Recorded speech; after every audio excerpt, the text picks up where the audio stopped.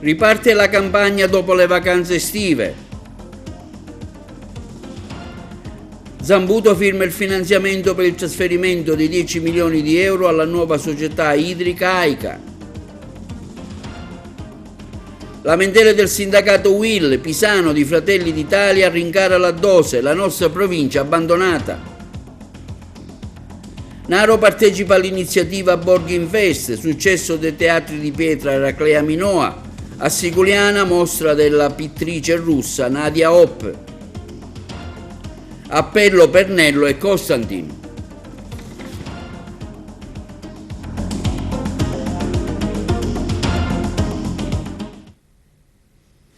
Buongiorno, riprendiamo l'informazione con TVA Notizie con le lamentele sulla campagna vaccinale che riparte dopo la pausa estiva. Riparte con lentezza la campagna vaccinale nel paese dopo questa lunga pausa estiva, ma mancano più di 6 milioni di persone all'appello che non hanno ancora ricevuto la prima dose di vaccino. Sono dati elaborati dal Ministero della Salute che certificano come ancora il ciclo complessivo per le vaccinazioni non è completo. Senza dimenticare come alcune regioni sono lontane dai parametri nazionali e dalla prossima settimana saranno quasi certamente in zona gialla. Tra queste Sicilia e Sardegna, mascherina obbligatoria anche all'aperto e limite a 4 persone nei ristoranti. Nella fascia di età tra i 30 e i 59 anni sono, come evidenziato, oltre 6 milioni le persone che non hanno ricevuto nessuna dose di vaccino. Proseguono con un buon ritmo le vaccinazioni dei giovanissimi, ultimi ad essere vaccinati, ma i dati generali indicano in un 50% la percentuale degli studenti. Tutto questo creerà un serissimo problema tra 15 giorni al suono della campanella e alla organizzazione e gestione delle scuole, considerato che ad oggi nessuna notizia filtra dai palazzi romani e dal Ministero della Pubblica Istruzione. In Sicilia entrambi i parametri sono oltre i limiti previsti, con le terapie intensive che restano all'11% e le aree mediche che salgono al 20%. L'isola nettamente resta al primo posto per nuovo contagio giornaliero. La Sicilia, secondo le analisi statistiche e gli studi, resta ultima fra le regioni d'Italia nel rapporto popolazione-vaccini. Un altro dato evidenzia che sull'isola sono aumentati i contagi. Da giorni si registra infatti una media di circa 1500 nuovi casi giornalieri. La Sicilia vanta il record negativo di prima regione per nuovi casi. Serve una nuova strategia per recuperare il ritardo sul piano vaccinale in Sicilia. Lo dice Elvira Amata, capogruppo di Fratelli d'Italia all'ARS. Iniziative come gli Open Days, gli hub o postazioni di prossimità ai luoghi di villeggiatura o in alcuni siti museali hanno ben presto esaurito la loro mission, aggiunge Amata. Da oltre un anno sollecitiamo il concreto coinvolgimento dei medici di medicina generale che in virtù del rapporto di fiducia con i propri pazienti, se messi in condizione di somministrare direttamente il vaccino, potrebbero rappresentare il momento di svolta di un piano vaccinale che sembra in atto su un binario morto. In Sicilia operano circa 4.000 medici di medicina generale, che secondo Elvira Amata potrebbero rappresentare il vero valore aggiunto per il rilancio capillare sul territorio della campagna vaccinale. Pertanto, anche alla luce dell'evolversi del quadro epidemiologico in Sicilia, sembra riduttivo il coinvolgimento dei medici di medicina generale e dei pediatri solo nei 55 comuni, inclusi nell'ultima ordinanza del presidente della regione. Non si deve aspettare che la situazione precipiti in tutta l'isola per adottare misure su scala regionale, così come da tempo, tra l'altro, suggerito da Fratelli d'Italia. Riteniamo, prosegue la capogruppo di Fratelli d'Italia all'ARS, sia necessario rivedere l'accordo regionale con i medici di medicina generale riguardo alla somministrazione dei vaccini, dare loro gli strumenti attraverso l'accesso alle banche dati all'ASP di riferimento per capire in tempo reale quanti tra i propri pazienti sono vaccinati e quanti no, in modo da poter avviare un'azione di contatto e informazione degli stessi. Vaccini in farmacia, si parte in provincia di Palermo, dalla prossima settimana sarà possibile prenotare le dosi. Vaccini in farmacia, si parte a Palermo, prima provincia in Sicilia. Dalla prossima settimana infatti sarà attivo il servizio nelle farmacie autorizzate, il cui elenco sarà pubblicato dall'ASP.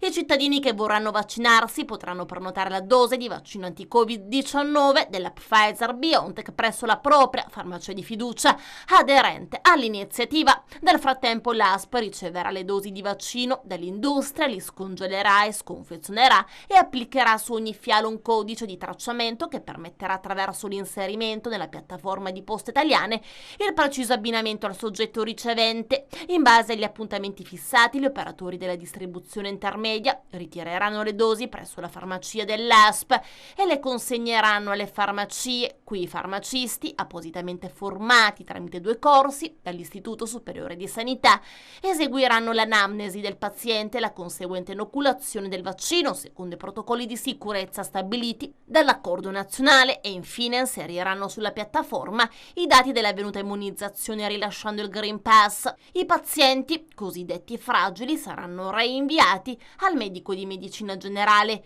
Lo sblocco della vaccinazione in farmacia è stato reso possibile dopo una lunga serie di riunioni sugli aspetti logistici e organizzativi e grazie alla collaborazione del direttore del Dipartimento Farmaceutico dell'ASP Palermo, Maurizio Pastorello.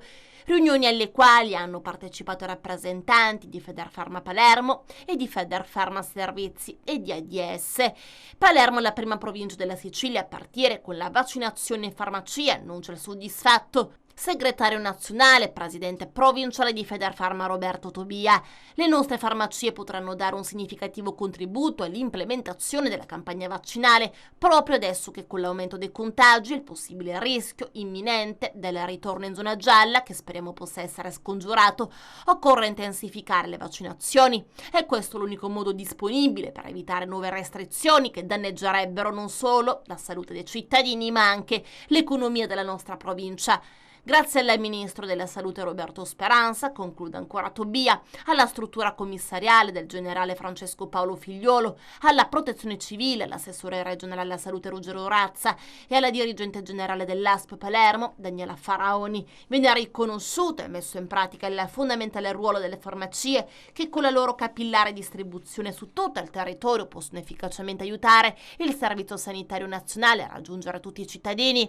Importanza già evidenziata nel progetto della farmacia dei servizi è dimostrata nelle campagne di prevenzione delle principali patologie croniche che ora, grazie alla lungimiranza, l'impegno e la costanza delle nostre farmacie e dei nostri farmacisti, si estende anche alle campagne vaccinali. L'assessore regionale alle autonomie locali e alla funzione pubblica Marco Zambuto ha firmato il decreto con cui si dispone il trasferimento della somma di 10 milioni di euro dalla regione siciliana all'AICA, l'azienda consortile costituita ad agosto chiamata a gestire il servizio idrico integrato dei comuni dell'Agrigentini. I fondi dovranno essere trasferiti ai comuni della nostra provincia che dovranno rimborsarla con rate mensili spalmate in 5 anni, somma che l'assessorato regionale ha messo a disposizione per avviare la nuova consortile dopo l'emergenza causata dal fallimento di Girgenti Acque. A firmare il decreto l'assessore regionale alle autonomie locali Marco Zambuto.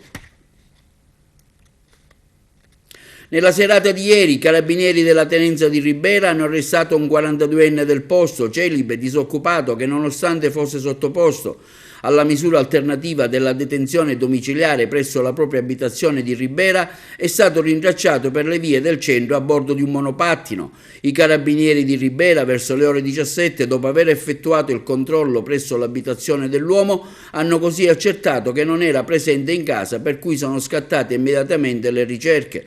Successivamente l'uomo è stato rintracciato per le vie del centro mentre circolava a bordo di un monopattino, non avendo fornito alcuna giustificazione valida per cui si era assentato dalla propria residenza. Il soggetto è stato arrestato per il reato di evasione e ricollocato agli arresti domiciliari in attesa dell'udienza di convalida. E intanto sentiamo le novità sul femminicidio di Aci Trezza, dove è stata uccisa la giovane Vanessa Zappalà. È come se avessi perso una sorella minore. La morte di Vanessa mi ha lasciato un vuoto enorme. Chi vive e lavora al fianco del luogotenente Corrado Marcì gli ha sentito ripetere queste parole più volte dopo la terribile notte di Aci Trezza. Vanessa Zappalà domenica scorsa è stata assassinata con 7 colpi di pistola dall'ex compagno Antonino Sciuto, che poi si è impiccato. Dalle pieghe dell'ennesimo femminicidio emerge la storia del rapporto fra Vanessa e il comandante della stazione di Trecastagni, il paese dove viveva la vittima.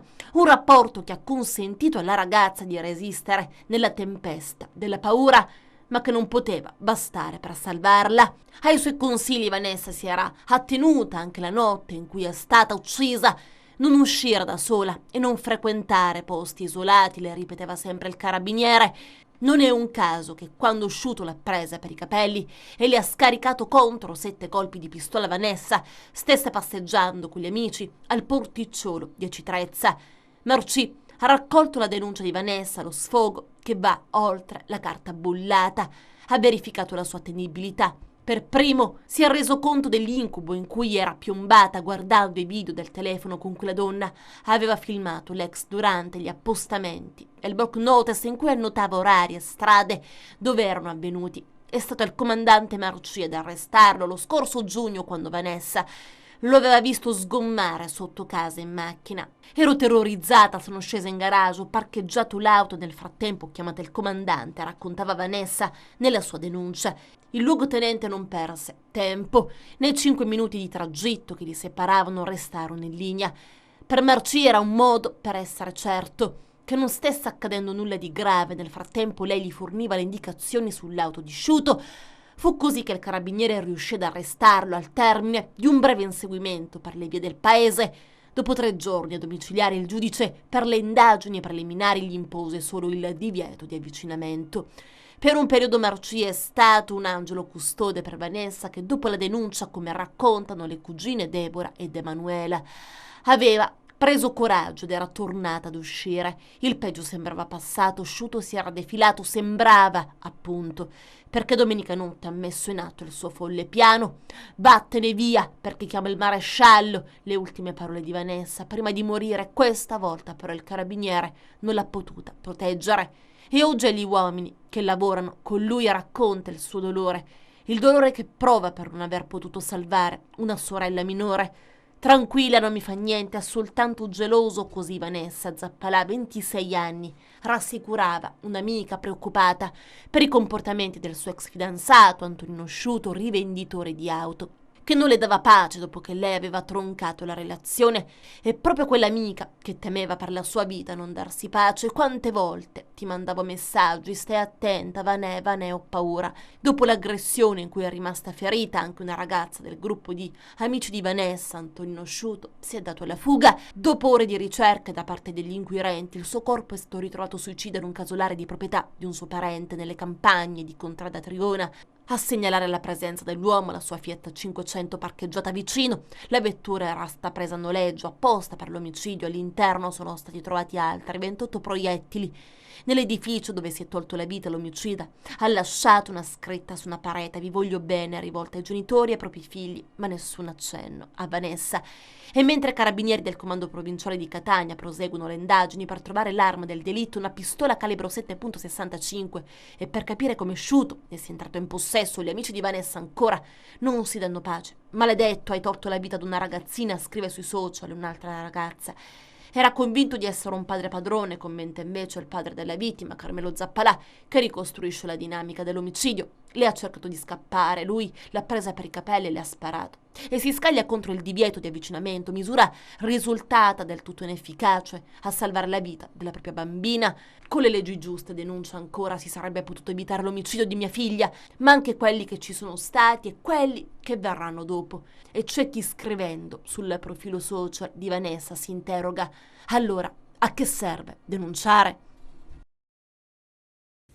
I carabinieri della compagnia di Cammarata, nello svolgimento di un apposito servizio di ricerche volto a rintracciare una persona di 37 anni, originaria di Mussomeli, in provincia di Caltanissetta, allontanatasi in circostanze sospette, hanno ritrovato l'uomo nei boschi tra il comune di Cammarata e di Santo Stefano di Quisquina.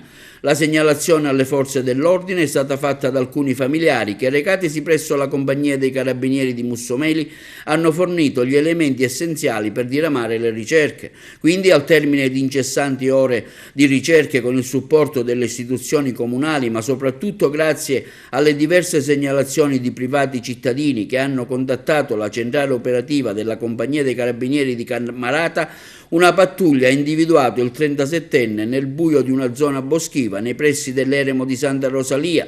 Gli operanti, dopo aver tranquillizzato l'uomo ed essersi sincerati del suo stato di salute, lo hanno accompagnato e ricongiunto con la propria famiglia. Recovery Plan PNR, le lamentele della UIL, la nostra provincia dimenticata. Sentiamo il segretario provinciale Gero Acquisto. Segretario Acquisto, dopo il grido di allarme lanciato dall'Ordine degli Architetti, dal capo del Genio Civile, architetto Rino Lamendola, arriva anche quello suo della UIL. Cosa sta succedendo? Perché la nostra terra continua purtroppo a essere abbandonata, in particolare la provincia di Agrigento, per i fondi del PNRR? Tutti i gridi d'allarme che abbiamo lanciato negli anni, noi come UIL, ma abbiamo fatto anche come Castello Sociale, hanno fatto altre associazioni, vedo che comunque non hanno sentito nessun interesse in chi potrebbe cambiare le sorti di questo territorio. Un territorio dalle grandissime potenzialità, ma che viene puntualmente mortificato ogni volta che ci può essere un'occasione di rilancio o di sviluppo per Agrigento e la sua provincia. È mortificante vedere che la provincia di Agrigento in toto non rientra negli 82 miliardi destinati allo sviluppo, alla viabilità, alle infrastrutture che potrebbero creare posti di lavoro e condizioni migliori per i nostri agrigentini. Quindi cosa si può fare? Cosa si può fare in questo senso? Anche un appello a chi ci rappresenta a Roma e a Palermo. Si può fare tanto, specialmente in un momento dove tutti sono maggioranza, in un momento dove il governo Draghi è composto da un'ampia maggioranza e ne fanno parte la stragrande maggioranza dei partiti e dei politici anche che sono presenti nel nostro territorio, però di fatto sia alla regione che a livello nazionale vedo che nessuno poi si interessa dei problemi di Agrigento. Ci avviciniamo a momenti elettorali, quindi ci avviciniamo alle regionali, ci avviciniamo a momenti in cui il politico si sveglia e quindi comincia a promettere, ma poi puntualmente quello che abbiamo oggi noi denunciato con la nota stampa è l'esempio di come questi politici non attenzionano mai il territorio e non portano mai le istanze degli agrigentini. Quindi noi abbiamo fatto tanto negli anni nel cercare di invertire la rotta. L'abbiamo fatto solo come Willy, ma abbiamo fatto un grande lavoro anche come Castello Sociale. Non dimentichiamo la manifestazione del 25 gennaio del 2020 che comunque ha cercato di stimolare l'ANAS e la politica a cercare di consegnare delle infrastrutture che erano in calendario e che comunque non riuscivano a essere completate. Dobbiamo continuare comunque a essere da stimolo, però ripeto, i politici, chi poi viene eletto al Parlamento sia regionale che nazionale, o gli amministratori comunque sono i preposti a far sì che nelle sedi opportune le istanze dei territori comunque debbano diventare realtà e concretezza. Il commissario provinciale di Fratelli d'Italia, Calogero Pisano, interviene sull'esclusione della nostra provincia dalla ripartizione dei finanziamenti previsti nel Recovery Plan fra l'ammodernamento delle infrastrutture. A fronte di più di 80 miliardi di euro, afferma Calogero Pisano, destinati al Mezzogiorno d'Italia, nel Recovery Plan non è previsto alcun finanziamento per le disastrate infrastrutture della nostra provincia. Il governo Draghi, continua Pisano, ha infatti spiegabilmente estromesso il nostro territorio dal Piano Nazionale di Ripresa e Resilienza, sostanzialmente escludendolo da quei finanziamenti indispensabili per ammodernare la rete infrastrutturale e rilanciare così la ripresa economica. Il Comune di Naro partecipa all'iniziativa culturale Borghi dei Tesori in Festi, in programma nel fine settimana del 28 e 29 agosto e i prossimi 4 e 5 settembre. Stasera intanto un'interessante iniziativa in favore delle donne. Sentiamo il sindaco di Naro, onorevole Maria Grazia Brandara. Sindaco, Naro entra a far parte anche quest'anno della Via dei Tesori, dei Borghi dei Tesori. Ecco, parliamo di questa iniziativa che si svolgerà nei prossimi 2 fine settimana. Sì, nei primi 2 anni abbiamo fatto parte della Via dei Tesori, come ben lei ha ricordato. Quest'anno facciamo parte di questo Festival dei Borghi ed è una cosa, insomma, che ci lascia ancora una volta molto contenti, perché portare ancora una volta Naro alla ribalta e far vedere a tutti questo scrigno di tesori che noi cerchiamo di custodire nel migliore dei modi è una delle più belle soddisfazioni che può avere un'amministrazione. E certo, il momento non è tra i più favorevoli, dobbiamo dire, perché speriamo, insomma, di fra qualche mese poter dire addio a questa pesante cappa che è il Covid-19. Noi intanto dobbiamo sempre farci trovare preparati e in questo momento sfruttare, tra virgolette, questa grande opportunità che ci viene data, che è quella di far conoscere le nostre bellezze a più gente possibile. Quali sono i luoghi da vedere in particolare? Ma ce ne sono parecchi e vorrei che la gente lo scoprisse. Allora ricordiamo quando saranno gli eventi e facciamo un invito, diciamo, a chi ci ascolta a venire a Naro. Assolutamente sì. Io amo sempre mutuare una frase che non è mia: dateci qualche giorno del vostro tempo e vi regaleremo 3.000 anni di storia. I prossimi appuntamenti sono questo weekend del fine mese di agosto e il primo weekend del mese di settembre. Quindi venite a Naro, troverete, oltre che le bellezze artistiche, troverete anche l'affabilità dei suoi cittadini. E poi ci sono poi tante altre buone cose da mangiare, un ottimo vino e, ripeto, l'accoglienza dei naresi che è notoria. Ricordiamo che questa sera ci sono altri 2 eventi importanti, giusto così per ricordarlo. Sì, questo la ringrazio, lo faccio con piacere.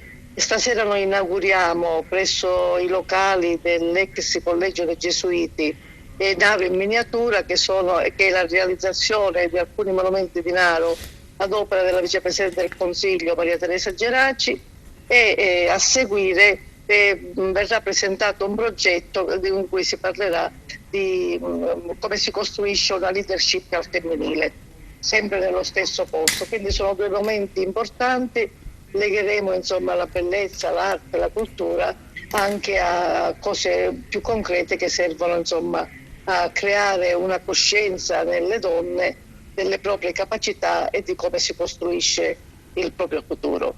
Quindi vi aspettiamo anche questa sera. Ottimo il riscontro per l'iniziativa dei teatri di pietra svoltasi al teatro di Eraclea Minoa, ovazione per l'Orestea di Cinzia Maccagnano.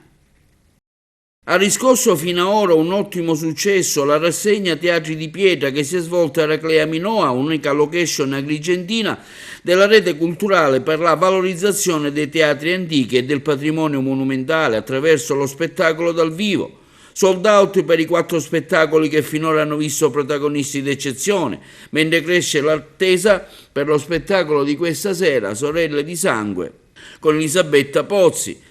La rassegna Teatri di Pietra per il sindaco di Cattolica Eraclea Santino Borsellino ha rappresentato finora un'occasione importante per la promozione di Eraclea Minoa e di Cattolica Eraclea, nonostante il periodo triste che stiamo vivendo in piena pandemia. Intanto una vera ovazione per l'Orestea di Cinzia Maccagnano.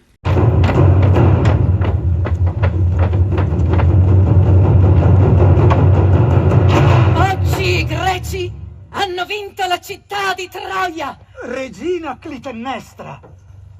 Chi ha potuto avvertirti tanto presto? Innanzitutto volevamo parlare di questo confronto tra generazioni, tra i vecchi, tra un mondo che è precostituito da tanto tempo e un mondo di giovani che non riconosce più ciò che è stato e che ha bisogno di ribaltarlo. E quindi partendo da questa necessità, insomma, di raccontare questo scontro tra generazioni che in qualche modo forse in questo momento storico è attuale, abbiamo deciso di lavorare sull'Agamennone facendone una grande rappresentazione con maschere, con i vecchi, col coro dei vecchi, con le maschere e con questi personaggi che sono degli archetipi, che sono Clitennestra, Agamennone, Egisto e Cassandra, che risultano essere quasi dei totem. Vecchia follia produce nuova follia prima o poi, quando spunta la luce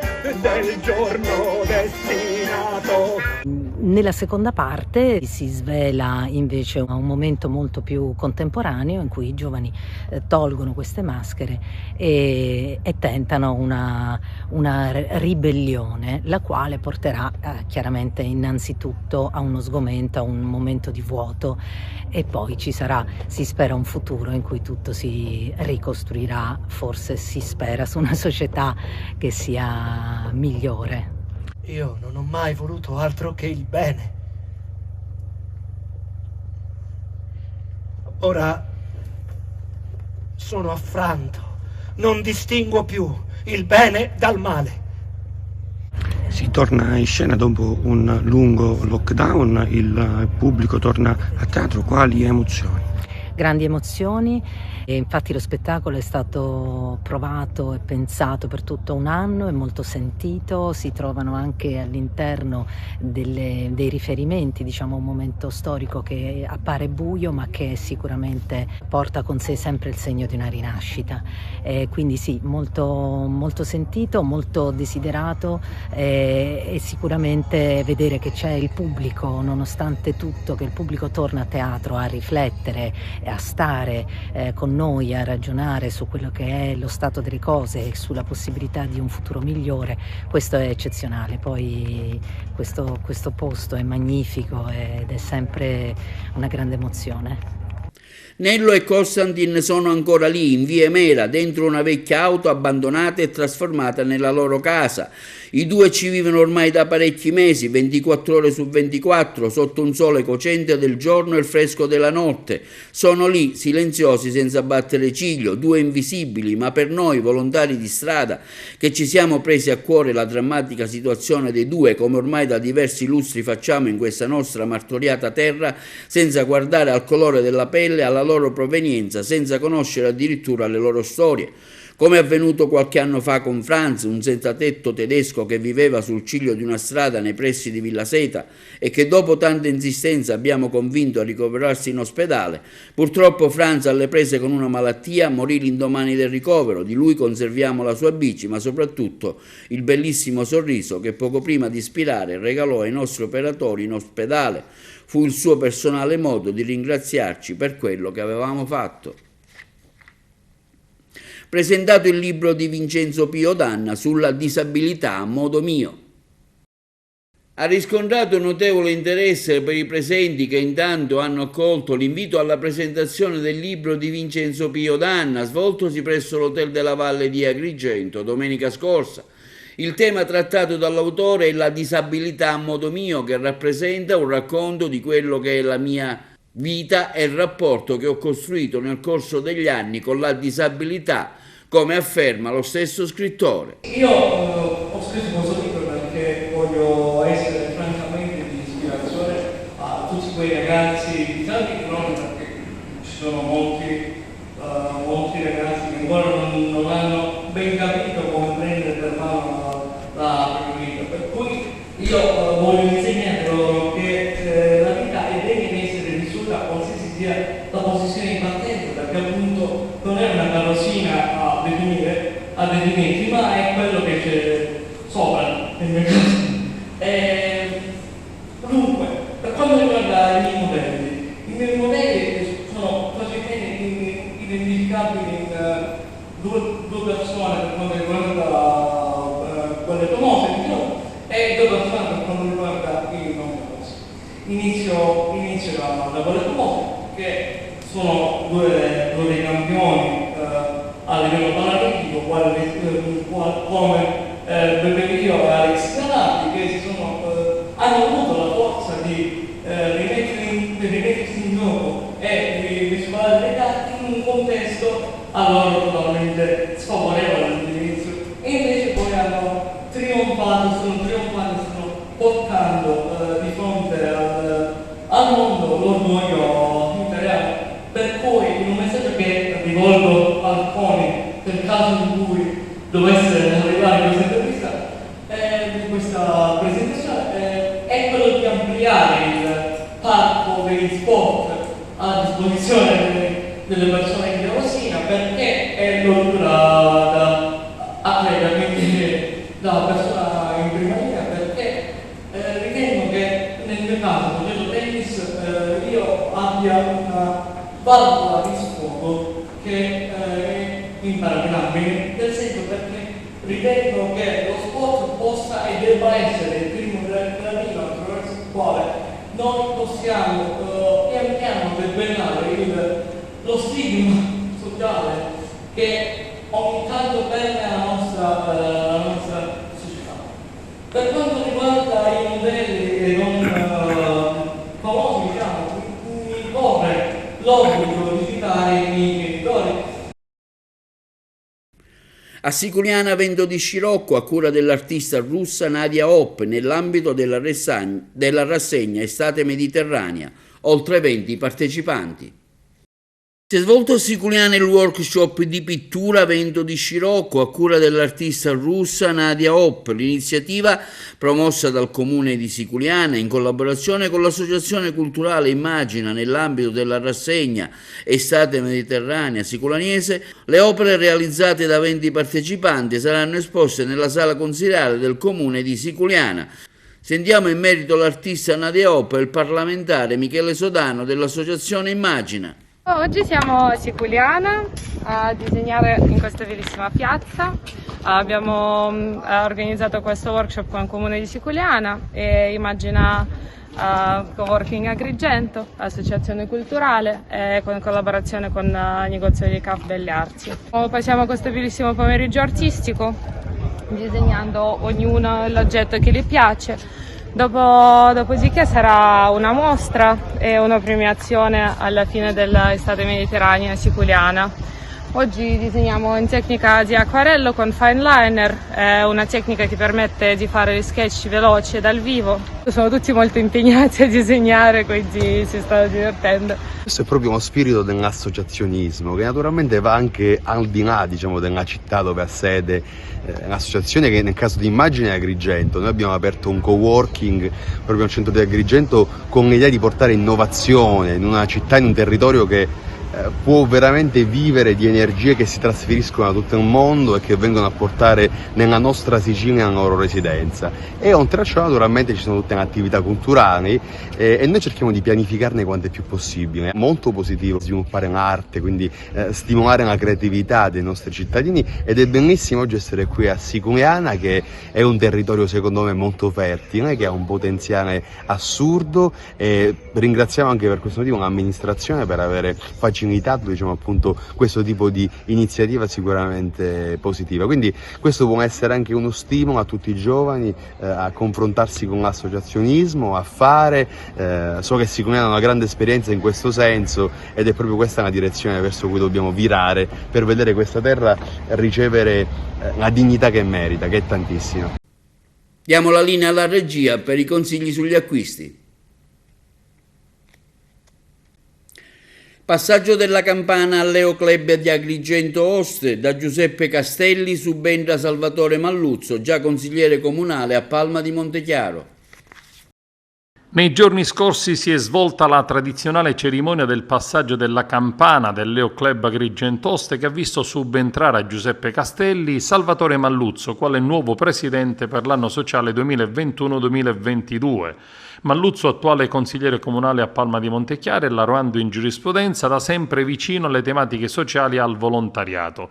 Il presidente uscente Giuseppe Castelli ha elencato le iniziative portate avanti durante la sua presidenza ed ha ringraziato tutti i soci e il direttivo per la collaborazione anche e soprattutto durante il difficile periodo di pandemia da Covid-19, augurando buon lavoro al nuovo presidente. Sono orgoglioso ed onorato di iniziare questa nuova avventura come nuovo presidente, ha detto Malluzzo, un compito che cercherò di onorare con responsabilità, impegno e disciplina. La comunità agrigentina ha bisogno del nostro impegno. Il mio motto riprende una frase di padre Pino Puglisi che recita: se ognuno di noi fa qualcosa insieme si può fare molto.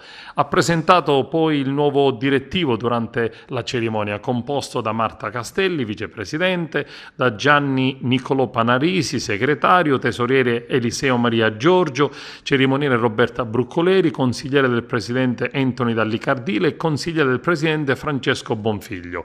Paolo D'Amato e Francesco Bonfiglio sono i due nuovi soci, giovanissimi professionisti della provincia di Agrigento. Con il nuovo anno sociale del Leo Club Agrigento sono fissati numerosi obiettivi, propositi e tanta determinazione. Calatafimi Segesta, il comune conferisce la cittadinanza onoraria al milite ignoto. La cerimonia si è svolta presso il Monumento Nazionale Sacrario di Pianto Romano.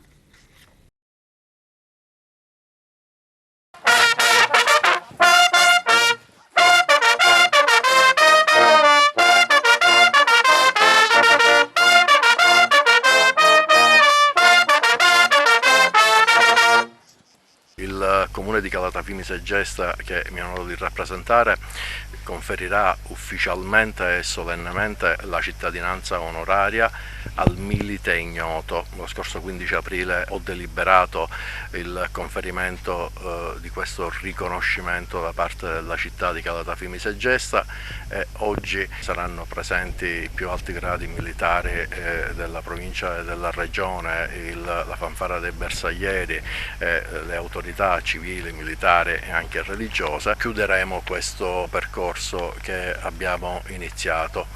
Vogliamo suggellare che in questo luogo particolarmente significativo, il sacrario di Pianto Romano, così simbolico, così pregno di significati. Alza bandiera!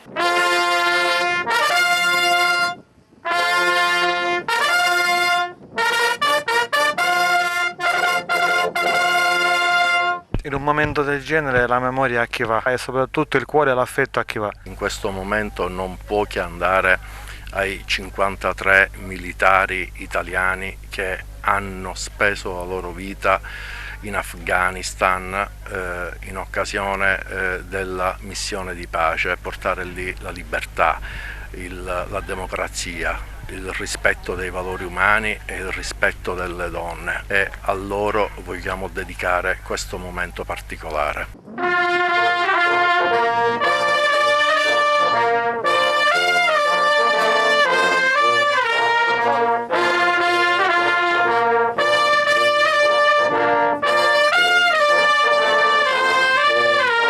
Far capire che la libertà e la democrazia non è un tutto dovuto, ma un qualcosa da conquistare e da proteggere. Di cui oggi godiamo grazie al sacrificio di uomini e donne che anche a costo della vita, anche a costo dell'estremo sacrificio, oggi ci assicurano uno stato di democrazia, uno stato di libertà, uno stato di benessere.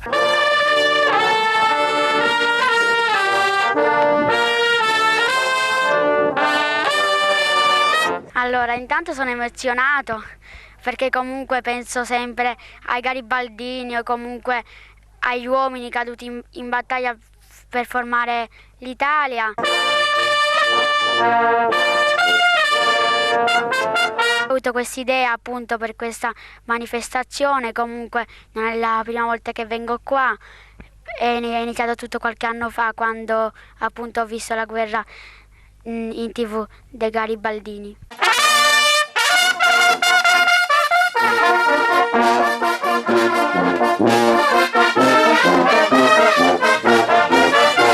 momento importante in un posto, in un luogo significativo per Unità d'Italia. Ricordiamo anche il sacrificio di chi nel primo conflitto mondiale ha sacrificato la propria vita per un bene più importante, per un valore più importante come quello della patria.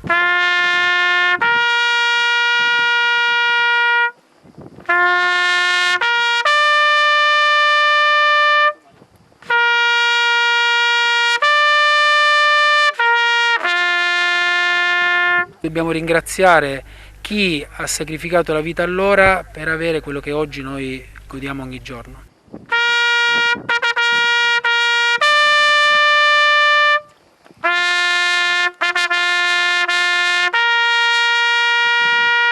Il ricordo va sicuramente a tutti i caduti di tutte le guerre, ma anche a chi giornalmente con il suo dovere, con il suo sacrificio garantisce quotidianamente una vita sicuramente migliore per tutti quanti noi e una situazione più sicura.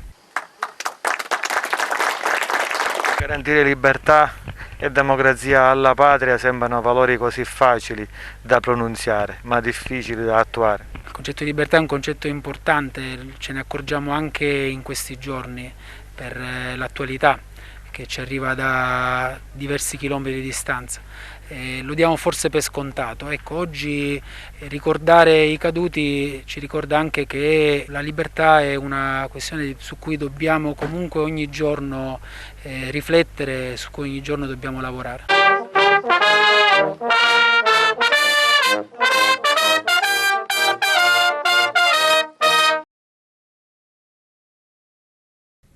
Messina ancora caos per il controesodo, attesa agli imbarchi e tir in città, traffico in tilt.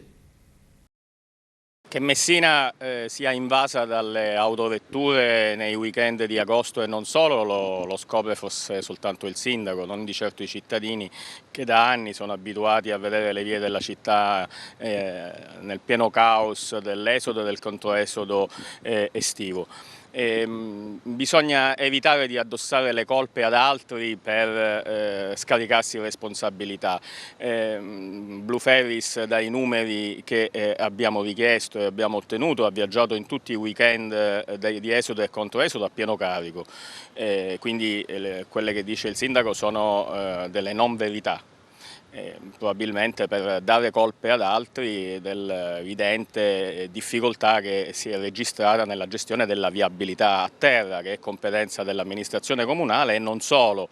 Ci chiediamo spesso tutti i tavoli tecnici che vengono fatti sistematicamente ogni anno a cosa servono in prefettura, perché abbiamo assistito al porto di Tremestieri assolutamente vuoto e desolato con pochissime navi e tutto il traffico veicolare proveniente sia da Catania sia da Palermo in entrata e in uscita dalla Sicilia riversarsi come ogni anno nelle vie cittadine che sono state praticamente invase e anche la Polizia Municipale, sebbene gli sforzi, si è trovata sicuramente impreparata o comunque non sufficiente rispetto al grande flusso veicolare.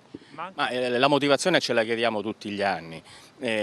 Noi abbiamo più volte proposto, perché non ci limitiamo a denunciare quello che è davanti agli occhi di tutti ogni estate, noi abbiamo anche proposto soluzioni, ma soluzioni sia che valgono per 365 giorni l'anno, perché quando finisce l'esodo e il controesodo rimane il problema dell'attraversamento del gommato pesante in città, che avviene tutto l'anno. Tremestieri è utilizzato spesso poco e male e viene anche gestito e controllato poco dalle istituzioni. Ci sono dei protocolli che spesso non vengono rispettati, il numero di navi non è sempre garantito a Tremestieri e durante l'esodo la UIL ha sempre detto: ma perché non utilizzare quell'approdo per intercettare almeno il flusso proveniente da Catania, che ridurremmo almeno del 50% il traffico in città verso la Rada San Francesco e il porto storico. Queste soluzioni non sono mai state affrontate seriamente, a nostro avviso, dalle istituzioni, non solo dalle amministrazioni comunali tutte, non soltanto l'ultima. Si è preferito sempre probabilmente subire questo periodo estivo di forti criticità al traffico, tanto poi si dimentica e si volta pagina. E intanto un'ultima ora ci arriva dalla prefettura di Agrigento un appello a rispettare le regole dell'ordinanza del governatore Musumeci, a effettuare i vaccini, in particolare in vista della prossima apertura dell'anno scolastico. Una sollecitazione viene fatta agli uffici delle ASP per mettere a disposizione e mobilitare le strutture per agevolare le vaccinazioni. La prefettura di Agrigento invita altresì a mantenere alta l'attenzione per il rispetto delle regole per il contenimento del Covid-19, considerando l'alto numero di contagi che si continua a registrare. Bene, questo è tutto, vi diamo appuntamento a domani per la prossima edizione di TVA Notizie.